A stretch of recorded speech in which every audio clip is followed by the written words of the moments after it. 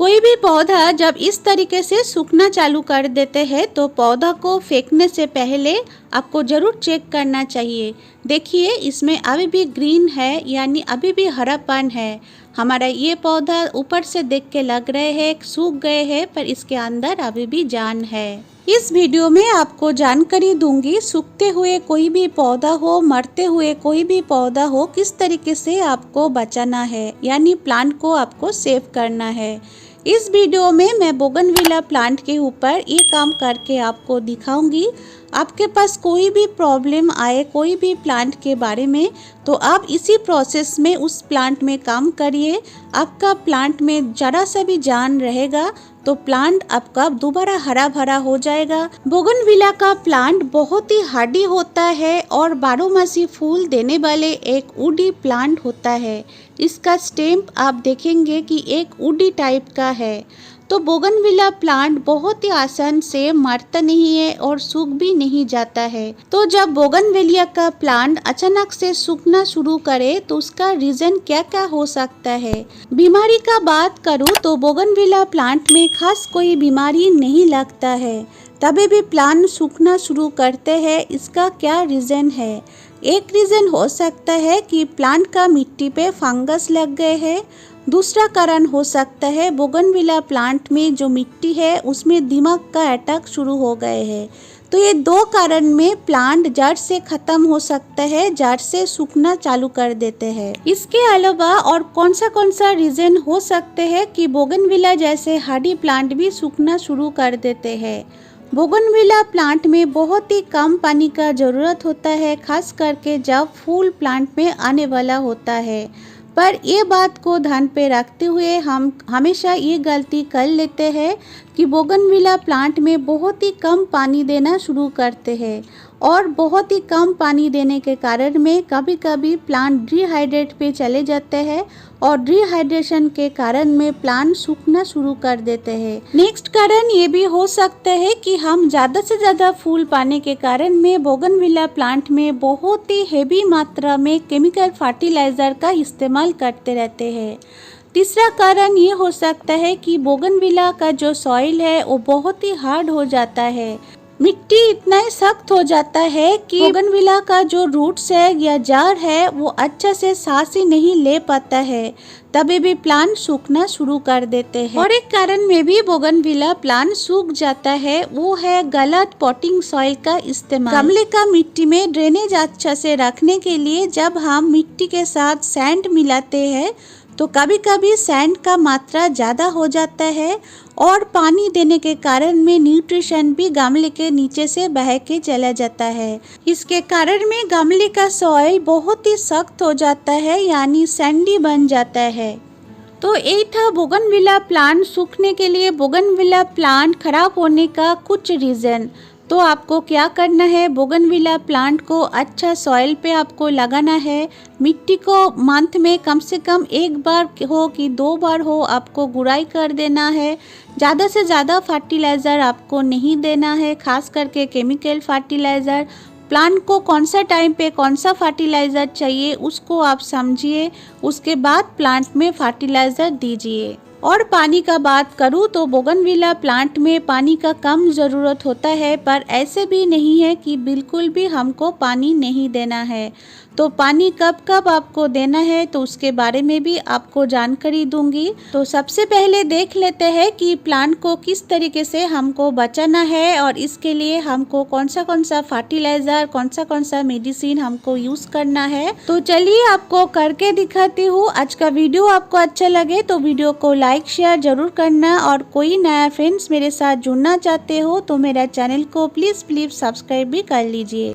तो प्लांट जब सूखना शुरू करते हैं तो सबसे पहला जरूरी काम यही है कि देरी ना करते हुए प्लांट के साथ आपको ट्रीटमेंट कर लेना है। सबसे पहले नाखून से क्या करना है, प्लांट का कोई ब्रांच में इस तरीके से आपको चेक कर लेना है कि प्लांट अभी भी ग्रीन है क्या नहीं। प्लांट ग्रीन है, इसके मतलब प्लांट आपका बच जाएगा। और मान लीजिए इस जगह पे आपको ग्रीन ना देखे, ब्राउन कलर दिखे कि कोई जला हुआ साइन आपको देखे, तो आपको चेक कर लेना है और भी पास आके प्लांट का नीचे के तरफ, प्लांट का जहाँ से आपको ग्रीन एरिया दिखे यानी ग्रीन जगह देखे, तो उस जगह से आपको प्लांट को कट करके जो बाकी पोर्शन है जो सूख गए हैं, तो सूखते हुए पोर्शन को आपको तुरंत हटा देना है। जैसे मैं आपको करके दिखा रही हूँ, जहाँ जहाँ पे ये जो टहनियाँ है सूख गए हैं, पतली पतली टहनियाँ, इसको तुरंत हमको काट कर देना है, क्योंकि ये जो सूखे हुआ जगह है, टहनियाँ है, ब्रांच है, इसको आप काट करके नहीं हटाएंगे तो ये जो कंटिन्यू आपका प्लांट सूखते ही जाएगा। ऊपर से टिप से सूखना शुरू करते हैं और सॉइल का ऊपर तक पोर्शन और उसके बाद सॉइल का नीचे का पोर्शन जो आपका प्लांट में है सारा सूख जाता है। ये एक बीमारी भी हो जाता है और फंगस डिजीज भी हो सकता है जो एयर के माध्यम से लगता है। इस तरीके से प्लांट को साफ सुथरा कर लेने के बाद आपको करना है मिट्टी पे काम। जो वीड्स खरपतवार यहाँ पे उग गए हैं सबको हटा देना है। मिट्टी पे कोई भी गंदगी रहे, जैसे सूखे पत्ता हो, सूखा टहनियाँ हो, सबको आपको क्लीन करके देना है। उसके बाद आपको क्या करना है, मिट्टी को बहुत ही अच्छा तरीके से गुड़ाई करना है। अच्छा तरीके से मतलब मिट्टी को एकदम डीप गुड़ाई हमको कर लेना है। मिट्टी आपको हटा देना है, तब तक आपको ये काम करते जाना है जब तक प्लांट का रूट्स ओपन ना हो जाए, तब तक हमको गुड़ाई करने का काम कंटिन्यू रखना है। और एक बार रूट्स आना चालू हो जाए तो उसके बाद हम गुड़ाई करना बंद कर देंगे। उसके बाद हम कुछ फर्टिलाइज़र प्लांट का जो ओपन हुआ है जो रूट्स है उसके ऊपर हम डालते जाएंगे। गमले का मिट्टी मैंने आधा निकाल दिया, तभी भी देखिए छोटा छोटा रूट्स हमको दिख रहे हैं। तो और भी आपको थोड़ा सा गुड़ाई करके दिखा रही हूँ। इसके मतलब ऊपर की तरफ जो रूट्स है प्लांट का वो अच्छे तरीके से डेवलप्ड हुआ ही नहीं। और दूसरा रीज़न ये भी हो सकता है कि प्लांट का ऊपर के तरफ जो रूट्स था वो धीरे धीरे खराब होना शुरू हो गए, इसलिए हमको दिखाई नहीं दे रहे हैं। क्योंकि ये देखिए गमले का आधा मिट्टी मैंने निकाल दिया, तभी भी थोड़ा थोड़ा अभी भी पूरा जड़ हमको दिख ही नहीं रहे हैं। इस जगह को बहुत ही अच्छा तरीके से दिखाने का मतलब यही है कि आप देख ही रहे हो कि प्लांट का जो सॉइल का ऊपर का पोर्शन धीरे धीरे सूख रहे हैं, यानी कोई ग्रोथ नहीं है। सेम तरीके से मिट्टी के अंदर भी रूट्स आप हेल्दी नहीं है। रूट्स हेल्दी नहीं है, इसीलिए प्लांट का जो लीव्स है वो सूख के झड़ रहे हैं और ब्रांचेस भी सूख रहे हैं। यानी प्लांट का हेल्दी ग्रोथ, इसके मतलब है प्लांट का हेल्दी रूट्स का ग्रोथ। तो जब प्लांट सूखना शुरू कर देते हैं तो उस टाइम हम जब प्लांट में फर्टिलाइज़र देते हैं तो उस फर्टिलाइज़र में ज़्यादा से मात्रा आपको फास्फोरस का होना चाहिए और नाइट्रोजन का होना चाहिए। तभी प्लांट में जो रूट्स है, जड़ है, वो अच्छा से डेवलप्ड हो पाएगा।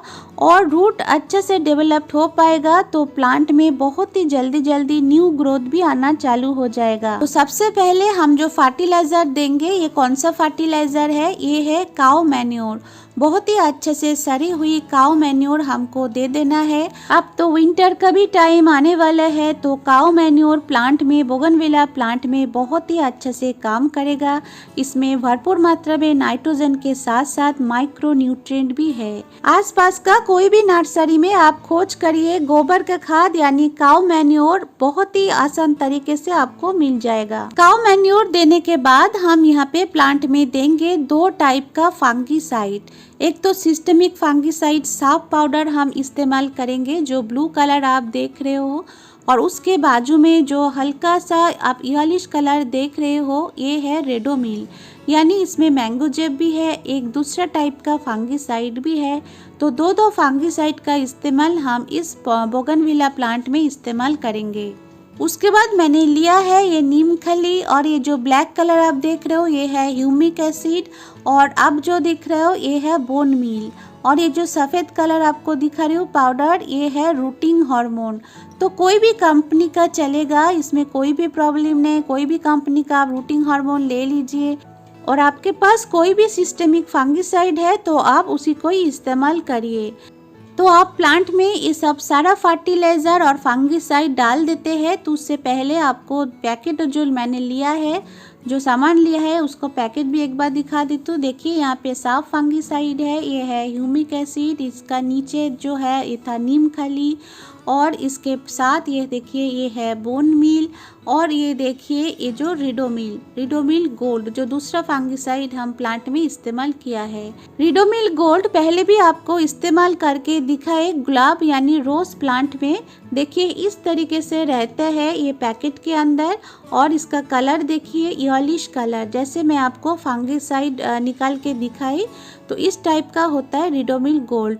रोज प्लांट के लिए भी ये बहुत बढ़िया अच्छे से काम करते हैं। तो सभी फर्टिलाइजर और फंगिसाइड एक मिक्सचर बना के प्लांट में डाल देती हूँ। प्लांट का मेन स्टेम को छोड़ के साइड में हमको दे देना है।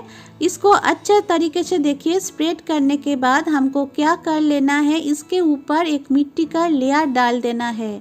मिट्टी का लेयर डालने के बाद मैं दोबारा इसमें काऊ मैन्योर ऐड करूंगी, और इसके साथ साथ हमारा आज का ये जो ट्रीटमेंट ये खत्म नहीं हुआ है, एक स्पेशल चीज हमको डालना है। तो उससे पहले हम दोबारा यहाँ पे काऊ मैन्योर को ऐड करेंगे, और काऊ मैन्योर के ऊपर फिर हम एक गार्डन सॉइल का लेयर भी ऐड कर देंगे।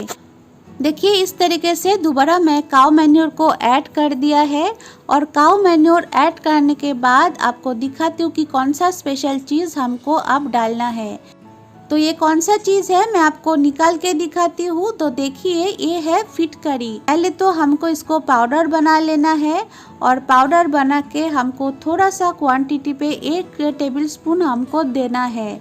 और ये जो हमको फिटकरी डालना है कितना दिन के लिए ये रहेगा मिट्टी पे, 1 से 1.5 महीना तक ये मिट्टी पे रहेगा। धीरे धीरे ये डिज़ोल्व हो जाएगा, मिट्टी के साथ मिल जाएगा।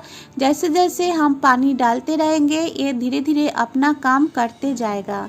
तो इस तरीके से फिटकरी भी मरते हुए प्लांट को बचाते हैं, सूखते हुए प्लांट को भी बचा देते हैं। और उसके बाद देखिए लास्ट में हम ऐड कर रहे हैं गार्डन सॉइल। तो इस तरीके से आपको बोगनविला प्लांट को ट्रीटमेंट करना है, और बोगनविला प्लांट के साथ साथ और भी कोई प्लांट में इस तरीके से प्रॉब्लम आता है। आपका रोज यानी गुलाब का प्लांट में भी सूखने का प्रॉब्लम स्टार्ट हो जाता है, हिबिस्कस यानी गुड़हल प्लांट में भी सूखने का प्रॉब्लम स्टार्ट हो रहा है। तो सेम तरीके से आप ट्रीटमेंट करिए, आपका प्लांट 100% बच जाएगा। अब हमको पानी दे देना है, पानी उतना ही देना है कि गमले का नीचे से बह के नहीं जाए, गमले के अंदर अंदर ही पानी रह जाए। अब आते हैं कि ये जो हमने ट्रीटमेंट करा है उसके बाद प्लांट को किस तरीके से हमको रखना है। आपको प्लांट को यानी इस बोगनविला प्लांट को सीधा सीधा धूप यानी डायरेक्ट सनलाइट पे रखना है। गमले का सॉइल यानी मिट्टी को बिल्कुल सूखा के आपको पानी नहीं देना है। जैसे मिट्टी हल्का सा सूख जाए तुरंत आपको गमले का मिट्टी में पानी दे देना है। और पानी ऐसे देना है, मैं आपको पहले भी बताया, पानी ऐसे देना है कि गमले के नीचे से बह के ना जाए, सिर्फ गमले के अंदर ही रहे। इस तरीके से आपको पानी दे देना है। और बहुत ही जल्दी आप फर्टिलाइज़र नहीं देना है, कम से कम 20 डेज हमको वेट करना है। प्लांट का क्या रिस्पॉन्स आ रहा है हमको देख लेना है। कुछ दिनों में कम से कम 1 हफ्ते के अंदर ही प्लांट छोटा छोटा पत्ते में भर जाएगा, तो न्यू पत्ता डेवलप्ड हो जाएगा। उसके बाद ही हम प्लांट में दोबारा फर्टिलाइज़र देंगे। तो उस टाइम कौन सा फर्टिलाइज़र आपको देना है तो वो भी मैं आपको बता दूंगी। पहले इसको आपको थोड़ा सा वेट करना है, आपको थोड़ा सा टाइम देना है। जैसे नया पत्ता आ जाएगा तो उस टाइम कौन सा फर्टिलाइज़र हमको देना है वो भी मैं आपके साथ शेयर कर दूंगी। तो आज का जो बोगनविला प्लांट के ऊपर वीडियो आपके साथ शेयर किया है, ये है बोगनविला वीडियो पार्ट नंबर 2। कल जो वीडियो आपके साथ शेयर किया था वो था पार्ट नंबर 1, वो भी आप अच्छे तरीके से देख सकते हो, आपको बहुत ही अच्छे से जानकारी मिल जाएगा। पार्ट 1 वीडियो में मैं आपको दिखाई कि बोगनविला प्लांट को फ्लावरिंग के लिए कौन सा फर्टिलाइज़र देना है, और फर्टिलाइज़र के साथ साथ कौन सा केयर भी कर लेना है। अब मैं बोगनविला प्लांट के ऊपर पार्ट 1, पार्ट 2, पार्ट 3 करके आपके साथ वीडियो शेयर करते रहूँगी। इस टाइम आपका बोगनविला प्लांट में कोई भी प्रॉब्लम चल रहा है तो आप मेरे साथ शेयर कर सकते हो। तो आपका प्रॉब्लम के ऊपर भी मैं एक वीडियो बना दूंगी जो आपको बहुत ही हेल्पफुल रहेगा। आज का पार्ट 2 वीडियो आपको अच्छा लगे तो वीडियो लाइक शेयर आप जरूर कर लीजिए फ्रेंड्स। और कल बोगनविला प्लांट के ऊपर पार्ट 3 वीडियो आने वाला है, तो आशा करती हूँ पार्ट 3 वीडियो में भी आप मेरे साथ जुड़े रहेंगे। तो आज का वीडियो यहाँ पे एंड करते हैं, मिलते हैं हमारा नेक्स्ट वीडियो पे। तब तक के लिए thank you friends, thanks for watching, happy gardening, take care and good bye.